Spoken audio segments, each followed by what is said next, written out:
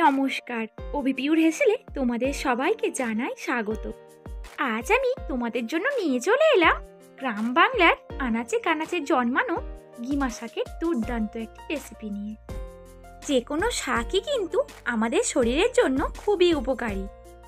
চলো রান্না করার জন্য শাকগুলো তুলে নিয়ে আসি। আমার ছোট্ট একটি বাগান আছে। এই বাগানের পাশেই প্রায় 100 বছরের পুরনো বাড়ির ফাটলে এই গাছগুলি হয়েছে। চলো তাহলে শাকগুলো তুলে নেওয়া যাক।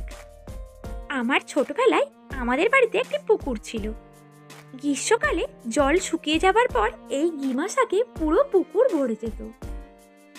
শাকগুলো তোলার সময় পুরনো স্মৃতিগুলো মনে পড়ছিল, তাই তোমাদের সাথে শেয়ার করলাম। এক ঝুড়ি শাক তোলা হয়ে গেছে, চলো তাহলে এগুলোই গিয়ে রান্না করি।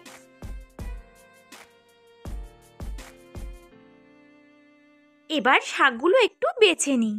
এই শাকে ডাঁটা থেকে পাতাগুলি নিয়ে নেব, আর ডগার দিকের অংশগুলো নরম হলে নিয়ে নেব। এইভাবে সব শাকগুলো আমি বেছে নেব। সব শাক আমার বাছা হয়ে গেছে। এবার এগুলো ধুয়ে নেব। এই শাকের সঙ্গে আমি দিয়েছি আলু। একটি মাঝারি সাইজের আলু ভাজার থেকে একটু বেশি মোটা করে কেটে নিলাম। আর নিয়েছি একটি বড় সাইজের পেঁয়াজ এইভাবে কুচি করে নিয়েছি।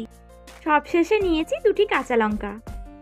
এবার জলে ধোয়া শাকগুলো একটা পাত্রে নিয়ে ওর মধ্যে দিয়ে দিলাম কেটে রাখা আলু। তারপরে দিলাম কুচনো পেঁয়াজ।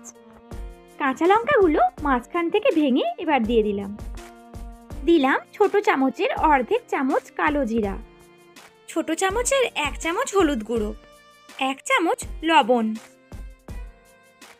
1 চামচ সর্ষের তেল। সব একসাথে খুব ভালোভাবে মাখিয়ে নেব। দেখো মাখিয়ে নেওয়া একেবারে কমপ্লিট। এবার গ্যাসে কড়াই বসিয়ে দিলাম। কড়াই হালকা গরম হলে শাকের এই মিশ্রণটি আমি কড়াইয়ের মধ্যে দিয়ে দিলাম। সবটা কড়াইয়ের মধ্যে দেয়া হয়ে গেলে এর ওপর একটা ঢাকনা দিয়ে দিলাম, আর গ্যাসের ফ্লেম পুরোপুরি লো করে দিলাম।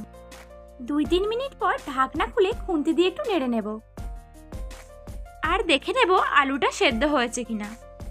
দেখো আলুটা ভেঙে যাচ্ছে, তার মানে আলুটা সেদ্ধ হয়ে গেছে। আরেকবার আমি এর ওপর এক ঢাকনা দিয়ে দিলাম। গ্যাসের ফ্লেম কিন্তু তখন থেকে লো করাই আছে। 2 মিনিট পর আবার ঢাকনা খুলে নিলাম। খুন্তি দিয়ে আরও 2 মিনিট নাড়াচাড়া করে নিলেই রেডি শাকের দুর্দান্ত একটি রেসিপি। এই রান্নায় হলুদের পরিমাণটা কিন্তু কমই দেবে, নইলে হলুদ গুঁড়োর গন্ধ ছাড়তে পারে। লবণ আর ঝাল অবশ্যই তোমরা তোমাদের স্বাদ মতো দিও। ভিডিওটি ভালো লাগলে প্লিজ লাইক, শেয়ার, কমেন্ট এবং সাবস্ক্রাইব করে দিও। আর পাশে থাকা বেল আইকনটি ক্লিক করতে একেবারে ভুলো না। বেল আইকনটি ক্লিক করার পর অল নোটিফিকেশন অন করে দিও। তার ফলে আমি যে ভিডিওগুলো দেব তার নোটিফিকেশন সবার আগে তোমার কাছে পৌঁছে যাবে।